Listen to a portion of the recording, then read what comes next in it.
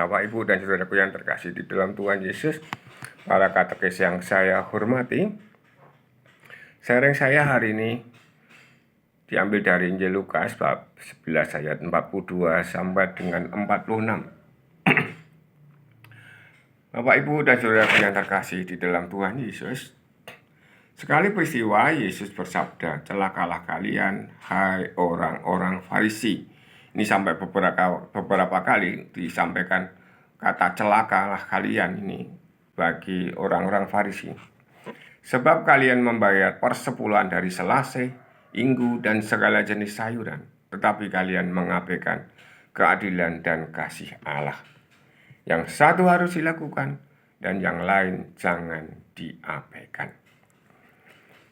Hari-hari ini banyak orang dari denominasi Protestan bergula tentang persepuluhan. Apakah persepuluhan itu mau dilanjutkan atau tidak? Atau apakah benar bahwa persepuluhan itu masih relevan atau merupakan perintah Tuhan yang harus dilanjutkan sampai hari ini? Dan mesti plus minusnya mereka juga sangat perhatikan itu.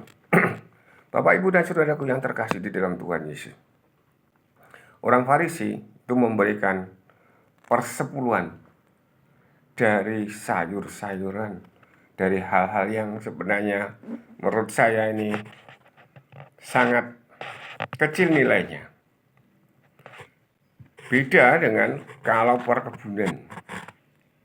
Misalnya sayuran apa? Sayuran sawi, sayuran kangkung, atau apa yang memang dibuat perkebunan lalu menghasilkan penghasilan yang layak, lalu juga layak diambil persepuluhannya.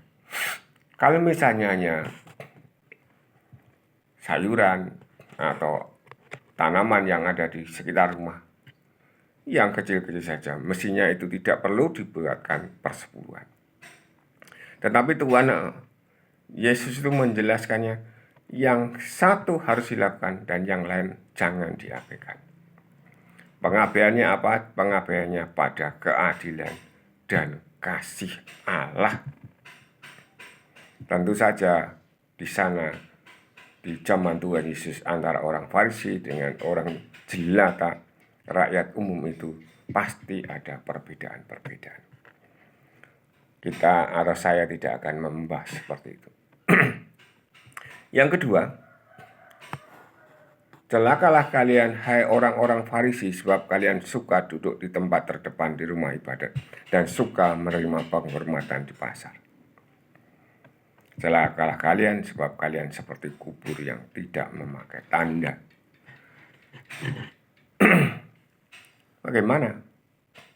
Suka duduk di depan? Bagi kita semua enak ya, biasanya duduk di depan lebih terhormat. Dan juga kalau di tempat-tempat di luar, kalau memperoleh penghormatan itu ya bangga ya tersanjung ya.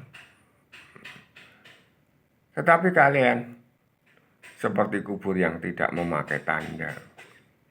Bapak, Ibu, dan saudaraku yang terkasih, para katekis, pernahkah ke kuburan lalu melihat-lihat apa yang ada di sana? Di sana juga ada kuburan yang tidak pernah dijenguk oleh keluarganya, oleh ahli warisnya, dan juga tidak diberi tanda.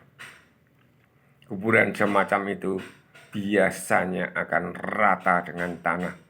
Saya mengatakan rata dengan tanah sekitarnya. Kenapa? Karena ada hujan, ada yang lain, lalu ratalah dengan tanah yang lain. Lalu dipakailah orang berjalan di situ. Berjalan itu maksudnya untuk apa? Yang kalau mereka mau menabur bunga atau mengirim doa atau mereka memasukkan keranda atau membawa peti jenazah dan seterusnya, dipakai berjalan.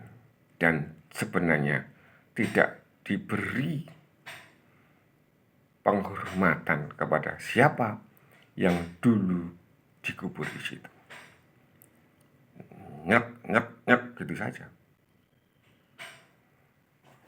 Selanjutnya, seorang ahli Taurat menjawab, "Guru, dengan berkata demikian, engkau menghina kami juga." Tetapi Yesus berkata lagi, "Celakalah kalian juga, hai ahli-ahli Taurat, sebab kalian meletakkan beban-beban yang tak terpikul pada orang, tetapi kalian sendiri tidak menyentuh bagian beban itu dengan satu jari pun." Ahli Taurat bukankah orang yang pintar, yang bisa menafsirkan Taurat dan tahu apa kewajiban-kewajiban umat dan kewajiban-kewajiban apa yang ada di situ, termasuk kewajiban persepuluhan, termasuk kewajiban untuk beribadah dan seterusnya, kewajiban persembahan dan lain-lain. Dan itu meletakkan beban-beban yang tak terpikul pada orang. Tetapi ahli-ahli Taurat itu kan mereka ahli, mereka tidak menyentuh beban itu dengan satu jari pun. Saya hanya mau mengatakan demikian, Bapak, Ibu, dan saudaraku yang terkasih. Di dalam gereja Katolik apakah ada yang seperti orang Farisi itu? Apakah ada yang seperti ahli Taurat itu? Ada tidak? Ada ya? Ada. Coba dilihat, perhatikan romonya. Suka marah enggak? Gampang nyalahkan orang tidak? Gampang meremehkan umatnya tidak? Pengennya dihormati terus, di mana-mana. Ya di gereja, ya di kampung. Kalau enggak dihormati, dia akan blas. Jangan aku radi ngerteni umat kono kayak blas, seperti itu. Atau misalnya kalau mau masuk ke gereja lain lalu tidak diketahui oleh umat di situ, apa perasaan? Biasanya akan diberitahukan kepada umat yang lain, saya di sana tidak diketahui siapa saya dan seterusnya. Ini satu. Lalu ada yang kedua yang mau saya katakan. Mereka yang sering ke gereja, rajin ke gereja, rajin beribadah, adakah punya perasaan lebih suci daripada yang jarang ke gereja, yang tidak seperti mereka beribadah setiap hari?